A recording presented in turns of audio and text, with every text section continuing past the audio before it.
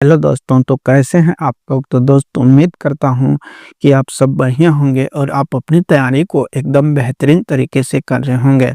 तो साथियों, आज के इस वीडियो में जो है इतिहास के जो क्वेश्चन हैं उनको करेंगे। साथियों, आप सभी को बता दूं कि जो हम लुसेंट की सीरीज स्टार्ट किए हैं उनमें आज जो है इतिहास का पहला टॉपिक है प्राचीन भारत का इतिहास, जिसमें इसका एक सामान्य परिचय है।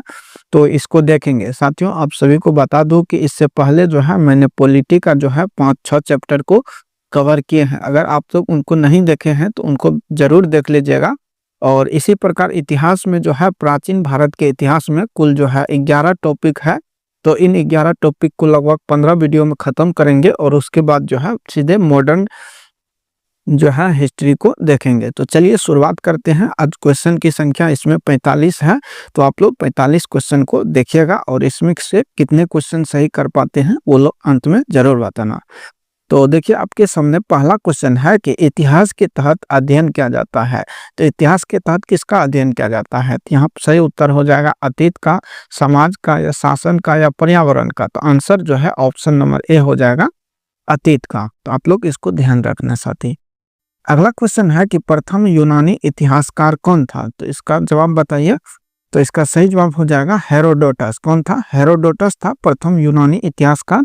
और ये इतिहास को जो है लिखने के एक क्रमबद्ध लिखने का जो है पहली बार प्रयास किया था और इसीलिए इसे इतिहास का जनक माना जाता है। तो आप लोग ध्यान रखेंगे। आइए, अगला क्वेश्चन है कि निम्नलिखित में से किसने स्पष्ट कहा कि इतिहास के समस्त निष्कर्ष युग संगत साक्ष्य पर आधारित होते हैं? तो ये हेरोडोटस कहा था, या आप लोग बताए टेसिटस कहा था, या पोलिबियस कहा था? तो इसका सही उत्तर क्या हो जाएगा? तो ये आपको हो जाएगा ऑप्शन नंबर बी, थ्यूसिडाइसस। क्या हो जाएगा? थ्यूसिडाइसस। थोड़ा नाम जो है कुछ जो है डिफरेंट है, तो आप लोग इसको ध्यान रखेंगे। क्वेश्चन ये एग्जाम में पूछा गया है नेट जेआरएफ 2012 में। आइए, अगला क्वेश्चन है कि द हिस्ट्री या इसे हिस्टोरिका पुस्तक कहते हैं कि रचनाकार कौन है? तो द हिस्ट्री जो है ये हिस्टोरिका पुस्तक है, तो इसके लेखक हेरोडोटस है। लेकिन पूछेगा कि नेचुरल हिस्ट्री के लेखक कौन है? नेचुरल हिस्ट्री वो तब हो जाएगा प्लिनी। क्या हो जाएगा? प्लिनी हो जाएगा। तो आप लोग आगे इसमें हम देखेंगे। तो अगला क्वेश्चन है कि इतिहास के पिता की पदवी का सही अर्थों में किससे संबंधित है? तो इतिहास का जो पिता है ये हेरोडोटस को कहा जाता है। तो ऑप्शन नंबर 5 के लिए ये बिल्कुल सही जवाब हो जाएगा। अगला क्वेश्चन है कि इतिहास अपने को दोहराता है, यह कथन किसका है? तो काफी महत्वपूर्ण क्वेश्चन है, एग्जाम में आया है। तो इतिहास अपने को दोहराता है और ये कथन जो है किसका है? तो हेगेल का है। किसका है साथियों? हेगेल का है, ध्यान रखना। आइए, अगला क्वेश्चन देखते हैं। क्वेश्चन है कि हम इतिहास से यही सीखते हैं कि आदमी इतिहास से कुछ भी नहीं सीखता है, यह कथन किसका है? तो आपको इसका आंसर बताना है। तो इसका सही जवाब क्या हो जाएगा? तो इसका जो सही जवाब हो जाएगा ऑप्शन नंबर ए हो जाएगा, हेगेल। अगला क्वेश्चन है कि किसका किसका कथन था समस्त इतिहास वर्ग संघर्ष का इतिहास है? तो ये कथन किसके द्वारा कहा गया था? तो समस्त इतिहास वर्ग जो है, तो इसका सही जवाब हो जाएगा option number A, Karl Marx ये इसी कथन कहा था। तो आइए आगे बढ़ते हैं। अगला क्वेश्चन है कि निम्नलिखित में से कौन एक इतिहास के विषय में मार्क्स के दृष्टिकोण में संक्षिप्त वर्णन करता है? तो इतिहास विभिन्न व्यक्तियों के बीच मुद्दों का अभिलेख है, या इतिहास शोषित और शोषक और शोषित वर्गों के बीच संघर्ष का सिलसिला है, या इतिहास अतीत की घटनाओं का विश्वसनीय अभिलेख है? तो वही जो कहा था कि कार्ल मार्क्स कहा था कि इतिहास शोषक और शोषित वर्गों के बीच संघर्ष का एक सिलसिला है। तो ऑप्शन नंबर बी यहाँ पर एकदम सही जवाब होगा। अगला क्वेश्चन है कि निम्नलिखित में से किसने द्वंद्वात्मक भौतिकवाद के सिद्धांत का प्रतिपादन किया था? तो द्वंद्वात्मक भौतिकवाद का जो सिद्धांत है ये किसने दिया था? तो साथियों ध्यान रखेंगे, जो कार्ल मार्क्स है इसी के द्वारा दिया गया था अपने जो इतिहास के सिद्धांत है तो उसमें। अगला क्वेश्चन है कि कार्ल मार्क्स ने वर्ग संघर्ष की प्रक्रिया को निम्नलिखित में से किस सिद्धांत की मदद से समझाया था? तो किस सिद्धांत की मदद से? तो द्वंद्वात्मक भौतिकवाद सिद्धांत की मदद से समझाया था। तो ये भी क्वेश्चन एग्जाम में आया है और ये भी क्वेश्चन एग्जाम में आया है टीजीटी 2016 में। और यूपीएससी 2011 में। तो आप लोग को उम्मीद बनता है कि आगे जो एग्जाम होगा दरोगा या बिहार पुलिस, तो उसमें पूछे जाने की संभावना है साथियों। अगला है कि इतिहास विगत की राजनीतिक है, यह कथन किसका है? तो इतिहास जो विगत की राजनीतिक है, यह कथन सीले के द्वारा कहा गया था। किसके द्वारा? सीले के द्वारा। आइए यहाँ देखते हैं, क्वेश्चन नंबर 13 है, इसको मिलान करना है। तो 13 कहता है कि अंक ओक 60 क्या हो जाएगा? तो ओक 60 जो है ये आपको ओक 60 हो जाएगा ए के लिए 3 नंबर, यानी कि ओक 60 कहता है कि यह सच है कि इतिहास में अतीत वर्तमान के साथ बदलता है।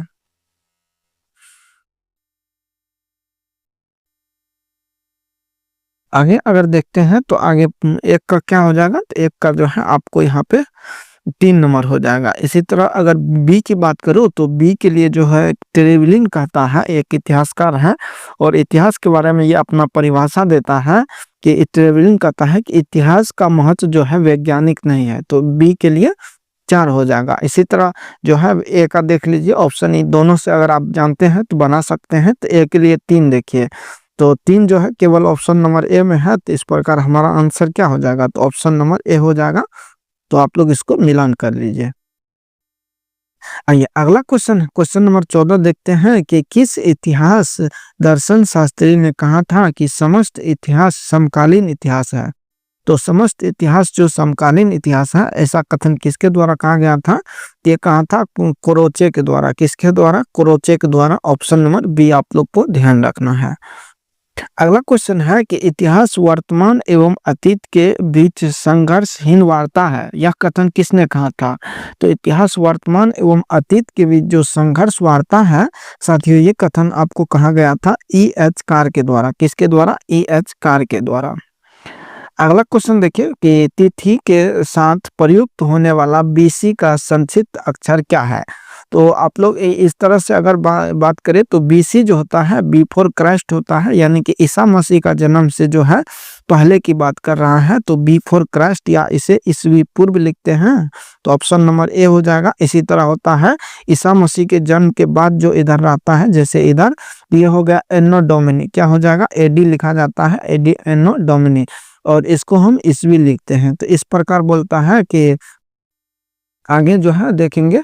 चलिए आगे देखते हैं, क्वेश्चन नंबर 17 में है कि तिथि के साथ प्रयुक्त होने वाला एडी का पूर्ण रूप क्या है? तो एनो डोमिनी हो जाएगा। ऑप्शन नंबर ए हो जाएगा।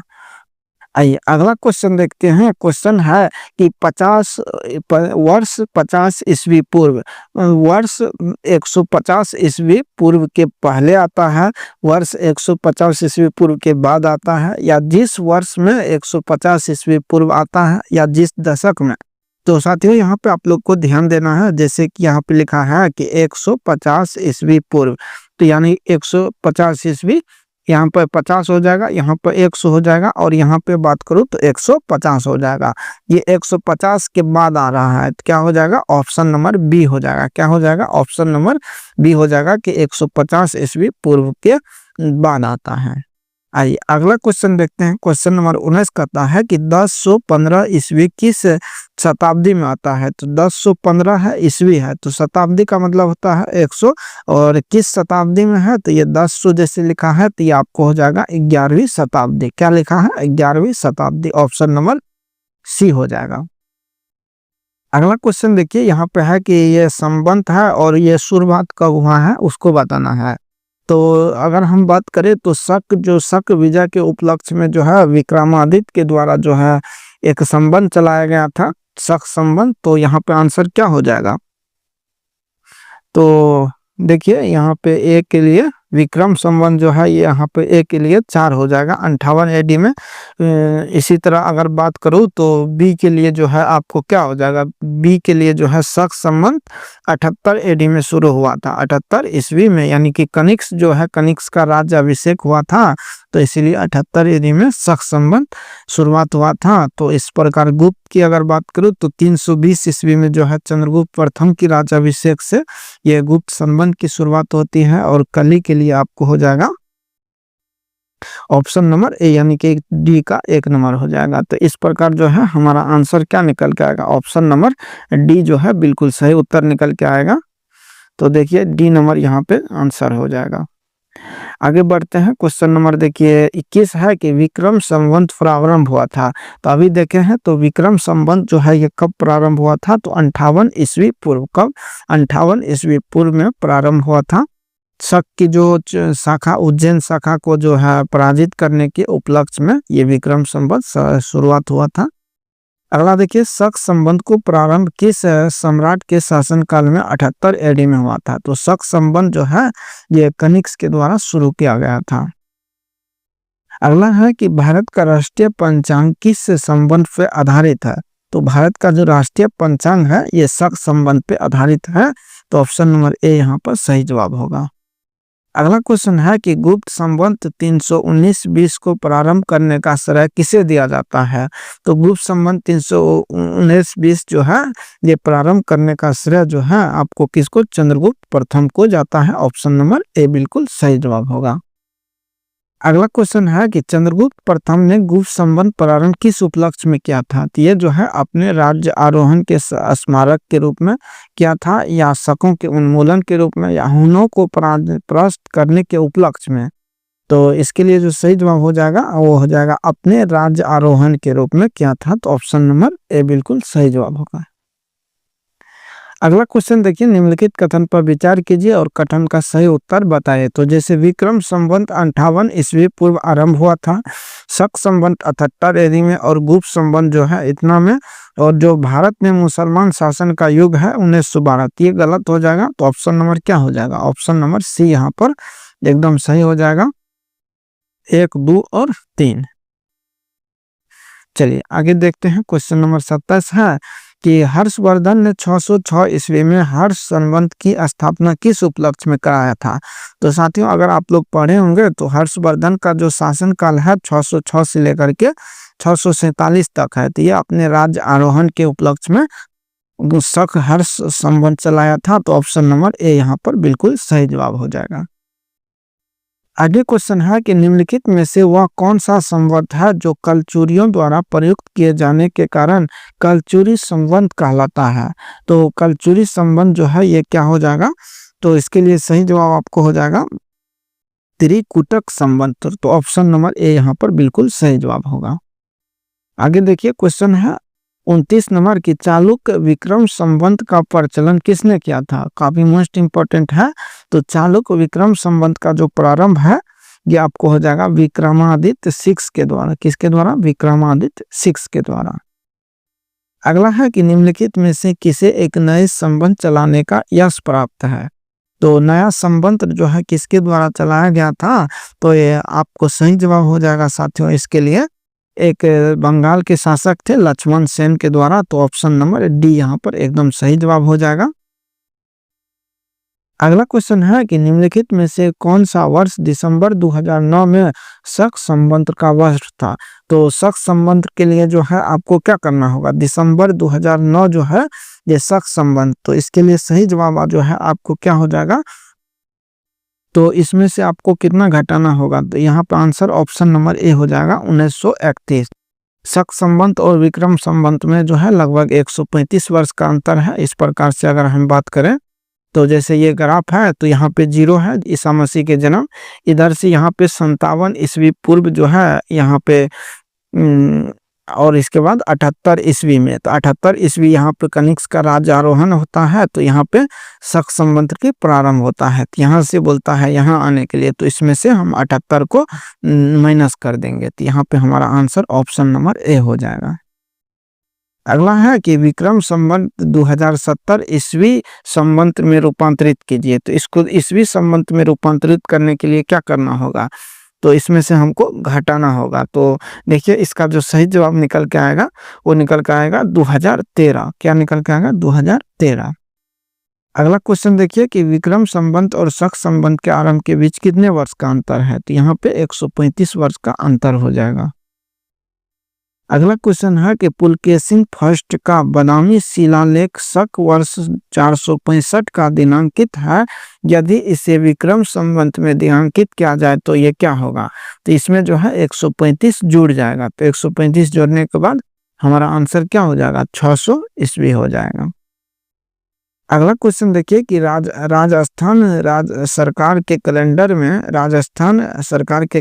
में विक्रम संवत 2063 लिखा हुआ है, तो शक संवत क्या होगा? तो इस शक संवत और विक्रम संवत में कितने 135 साल का अंतर है, तो 135 इसमें से घटा दीजिए तो आंसर हमारा निकल जाएगा। तो 13 में से 5 जाएगा, 8 बचेगा और इस तरह से यहाँ पे 5 में से 2 बचेगा, यानी कि 1928 हो जाएगा। ऑप्शन नंबर बी बिल्कुल सही जवाब हो जाएगा। सॉरी, सी 1988 में है, तो 35 के लिए सी बिल्कुल सही जवाब होगा।